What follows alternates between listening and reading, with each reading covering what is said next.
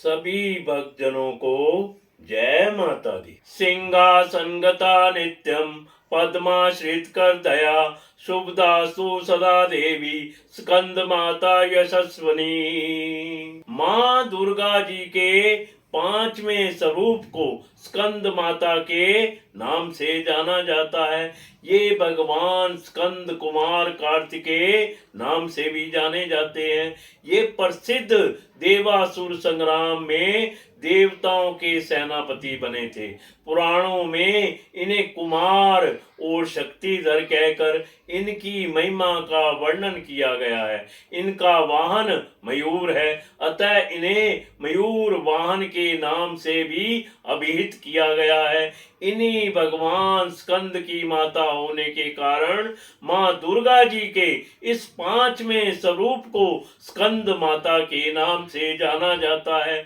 इनकी उपासना नवरात्रि पूजा के पांचवें दिन की जाती है। इस दिन साधक का मन विशुद्ध चक्र में अवस्थित होता है। इनके विग्रह में भगवान स्कंद जी बाल रूप में इनकी गोद में बैठे होते हैं। स्कंद मात स्वरूपणी देवी की चार भुजाएं हैं। ये दाहिनी तरफ की ऊपर वाली भुजा से भगवान स्कंद को गोद में पकड़े हुए हैं और दाहिनी तरफ की नीचे वाली भुजा जो ऊपर की ओर उठी हुई है उसमें कमल पुष्प है। बाईं तरफ की ऊपर वाली भुजा वर मुद्रा में तथा नीचे वाली भुजा जो ऊपर की ओर उठी है उसमें भी कमल पुष्प ली हुई है। इनका वर्ण पूर्णत शुभ है। ये कमल के आसन पर विराजमान रहती हैं। इसी कारण से इन्हें पद्मासना देवी भी कहा जाता है। सिंह भी इनका वाहन है। नवरात्र पूजन के पांचवें दिन का शास्त्रों में पुष्कल महत्व बताया गया है। इस चक्र में अवस्थित मन वाले साधक की समस्त ब्राह्म क्रियाओं एवं चित्त वृत्तियों का लोप हो जाता है।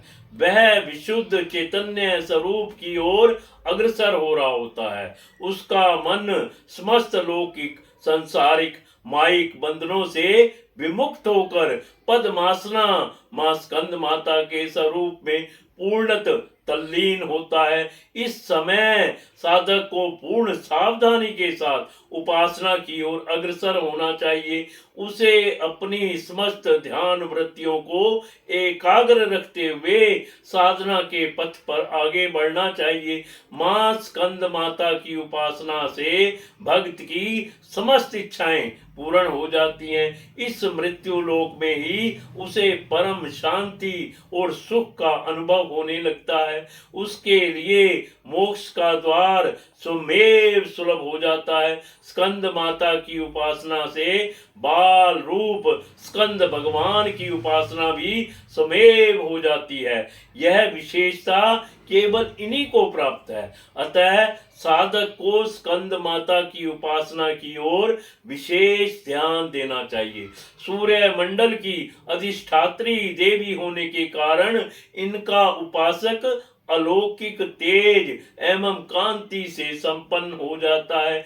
एक अलौकिक प्रभा मंडल अदृश्य भाव से सदैव उसके चतुर्दिक परिव्याप्त रहता है। यह प्रभा मंडल प्रतिक्षण उसके योग श्रेम का निर्वहन करता रहता है। अतः हमें एकाग्र भाव से मन को पवित्र रखकर माँ की शरण में आने का प्रयत्न करना चाहिए। इस घोर भव सागर के दुखों से मुक्ति पाकर मोक्ष का मार्ग सुलभ बनाने का इससे उत्तम उपाय दूसरा नहीं है। जय माता दी।